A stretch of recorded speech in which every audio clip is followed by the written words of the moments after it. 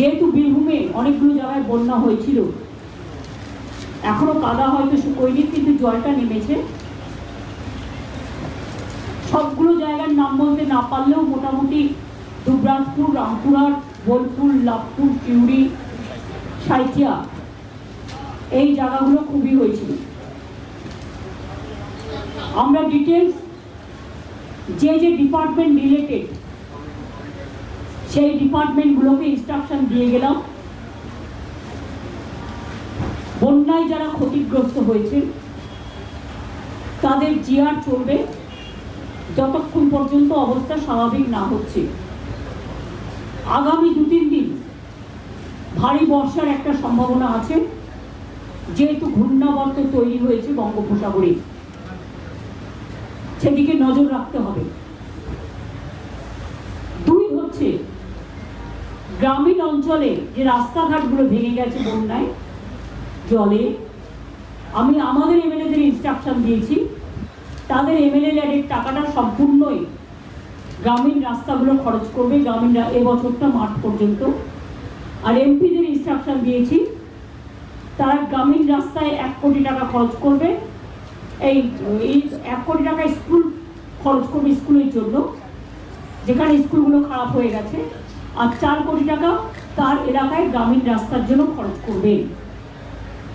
বাদ বাকি আমরা পঞ্চায়েত ডিপার্টমেন্ট থেকে সার্ভে করে দেখে নেব যতটা সম্ভব করতে পারবো। 3 হচ্ছে আমরা 11 লক্ষ বাড়ি ডিসেম্বরে ছাড়বো। এখনো খানাকুল 1, 2, উদয়নারায়ণপুর, আমতা, উলবেড়ি ওই দিকটা এবং ঘাটাল অনেকটাই জলের তলায় আছে। আমি ভিজিট করে আসার পর, আমি ভিজিট করবার আগে মিনিস্টাররাও গিয়েছিলেন, তারপরে চিফ সেক্রেটারি নিজে গিয়েছিলেন। তারপরেও আমরা পুলিশ থেকে চলছে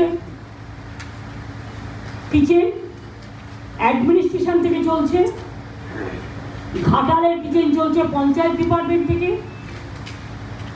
এছাড়াও আমি আমার দলের পক্ষ থেকেও ড্রাই ফ্রুটের প্যাকেট সব পরিবারকে পাঠানোর ব্যবস্থা করেছি। রাস্তা ছাড়াও যেটা আমি বাড়ির কথা বলছিলাম,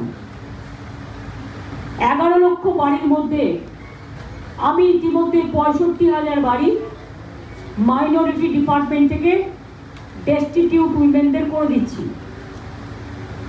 কাজে এখন বন্যায় যে বাড়িগুলো একেবারে রসাতলে গেছে, মানে ভেঙে গেছে, সম্পূর্ণভাবে বিধ্বস্ত হয়েছে, সেখানে আমার যে 11 লক্ষ লিস্ট আছে সেই লিস্টের মধ্যে বাড়িগুলো আছে কিনা দেখে নিতে বলেছি। সার্ভেটা বর্ষা মানে জাস্ট শেষ হলেই শুরু করবে। ডিসেম্বরের ফার্স্ট উইকে আমরা প্রথম টাকাটা দেব, প্রথম কিস্তি। 60,000 বাড়ি ইতিমধ্যেই মাইনরিটি ডিপার্টমেন্ট থেকে আমি করেছি, করার জন্য দিয়েছি, সেইটা অ্যাড হবে। প্লাস আরও কত বাড়ি একদম এখনো 50 লক্ষ মাটির বাড়ি বাংলায় আছে। 50 লক্ষ আমরা করতে পেরেছি এই 13 বছরে। অনেক গ্রামের মানুষ আজ পাকা বাড়ি করে নিয়েছেন নিজেরাও। গভর্নমেন্ট থেকেও আমরা 50 লাখ করে দিয়েছি এবং এবার 11 লাখ হাতে নিয়েছি। তাতে 60,000 আমার যদি বাঁচে, মাইনরিটি ডিপার্টমেন্টের টাকা, সেটাও গভর্নমেন্টের টাকা, প্লাস আরও 1-1.5 লক্ষ বাড়ি যাদের বন্যায় ভেঙে গেছে, তাদেরটা আমি ইনক্লুড করব। যেখান থেকেই হোক না কেন টাকা জোগাড় করবো, করে আমরা এটা করব।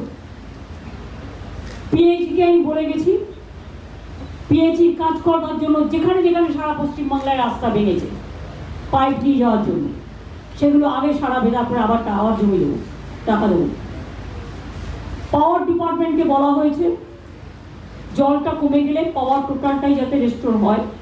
অনেক জায়গায় হয়েছে, অনেক জায়গায় জলের জন্য হয়তো তারগুলো সারাতে পারিনি, কারণ অনেক সময় ইলেকট্রিকিউট হয়ে যায়, বিদ্যুৎকরণ হয়ে যায়, ফলে সেগুলো দেখে নিয়ে করতে। এছাড়াও কৃষকদের যে জমি নষ্ট হয়েছে, শস্য নষ্ট হয়েছে, বাদ বাকি কৃষকদের জন্য আমাদের শস্য বীমা করা থাকে।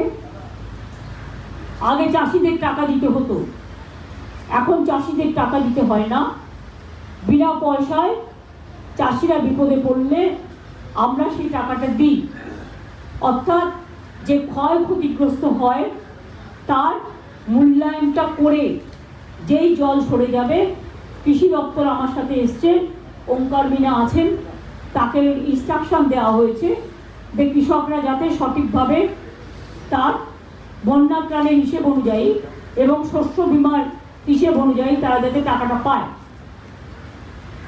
শস্য এছাড়াও ধান কেনার কাজটা যেন বন্ধ না হয়। 100 দিনের কাজ, যেটা আমরা আগেও 30-40 দিন হতো, তো আমরা 50 দিনের কর্মশ্রী চালু করেছি।